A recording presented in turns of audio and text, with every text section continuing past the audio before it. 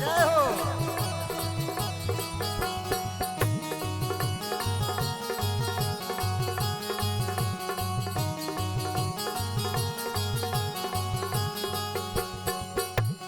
बोले लिया हमारी पनिया पियादा, बोले लिया हमारी पनिया पियादा, बोले लिया हमारी पनिया पियादा। बोले लिया हमारी पनिया पियादा, विनती करिला कर जोर तनी एक पनिया पियादा, तनी एक पनिया पियादा, प्यास लगल बड़ी जोर तनी एक पनिया पियादा।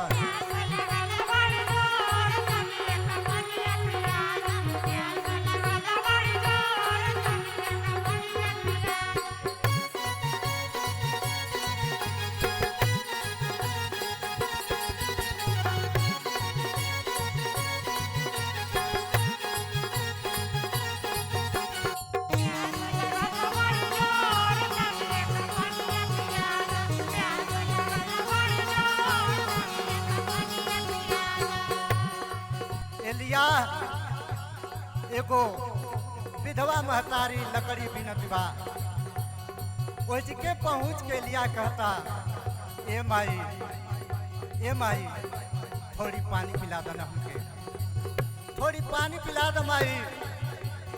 जैसे ही बुढ़िया महतारी पानी के लिए जातिया, एलिया कहता कि ए माई जाता रूना तो एक टुकड़ा रोटी भी लेते यहाँ, काशी माई बड़ी प्यास लगल बा हमके और साथ में भूख भी लगल बा। पानी पिया दा हमके बात ले बुमान हो, पानी पियादा हमार बात में जुबान हो, पानी पियादा हमार बात में जुबान हो। पानी बिना सूखल जाता हमरो जुबान हो, पानी बिना सूखल जाता हमारो जुबान हो, पानी बिना सूखल जाता हमारो जुबान हो। एक टुकड़ा रोटी लइहा करबो भोजनिया, एक टुकड़ा रोटी लइहा करबो भोजनिया, एक टुकड़ा रोटी लइहा करबो भोजनिया। एक टुकड़ा रोटी लइहा करबो भोजनिया, आत्मा जुड़ाई मोर तनी एक पनिया पिला दो, तनी एक पनिया पिला दा, प्यास लगल बड़ी जोर तनी एक पनिया पिला दा।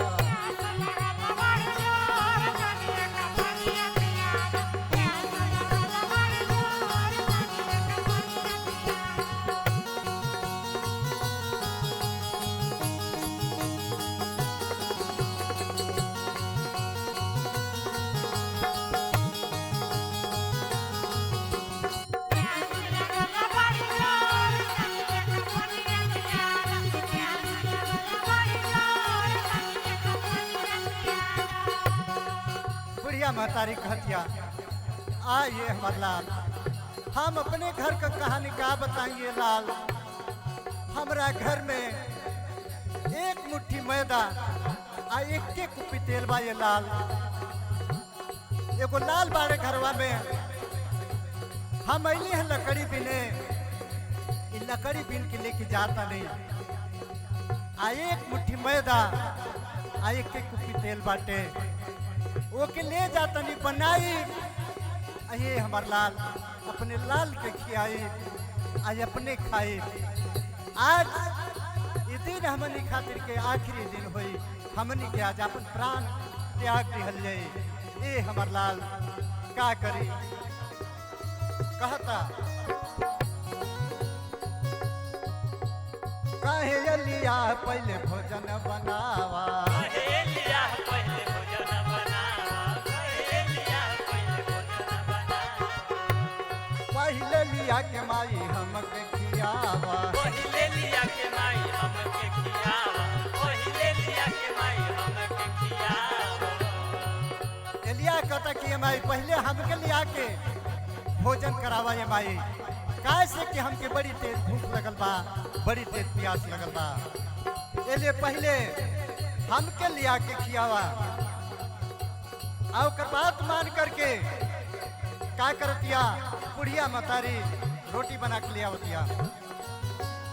रोटी बना के लैली मान के बचनिया, रोटी बना के लैली मान के बचनिया, रोटी बना के लैली मान के बचनिया, रोटी बना के लैली मान के बचनिया। मनवा में भइल घोर तनिए कपनिया पियादा, तनिए कपनिया पियादा, प्यास लगल बड़ी जोर तनिए कपनिया पियादा।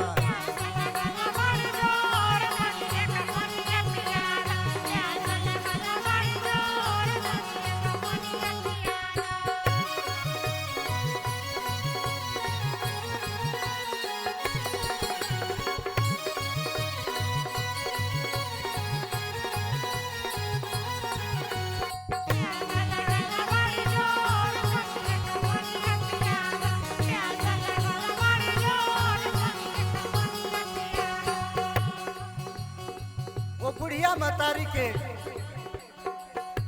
बड़ी तरस आयल एलिया के ऊपर। आ ओकर बात मान करके वो बुढ़िया मतारी लकड़ी लेके घरे जातिया आ रोटी बना के लिया के एली के खियावतिया। कैसे? रोटी बना के पहले एली के खियाए, रोटी बना के पहले एली के खियाई, रोटी बना के पहले एली के खियाई, हले आशीष एली खूब हरसाए। हले आशीष एली खूब हरसाए, हले आशीष एली खूब हरसाए। एलिया का बात मान के उमाई पहले जाकर के रोटी बना के लिया के एलिया के खियावतिया। और एलिया आशीर्वाद देता, आशीष देता।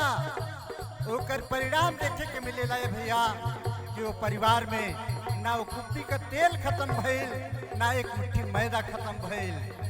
परिणाम मिलेला कबहू न घटल करे घर के समनिया, कबहू न घटल उनका घर के समनिया, कबहू न घटल उनका घर के समनिया, कबहू न घटल करे घर के समनिया।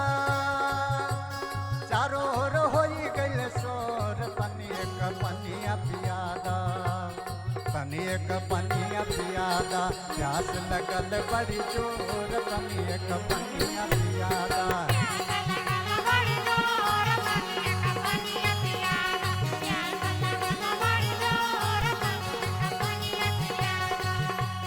बोले अल्लाह भाई पनिया पियादा, बोले एलिया हमारी पनिया पियादा, बोले एलिया हमारी पनिया पियादा, बोले अल्लाह भाई पनिया पियादा। बिनती करिला कर जोर तनिए क पनिया पियादा, तनिए क पनिया पियादा, प्यास लगल बड़ी जोर तनिए क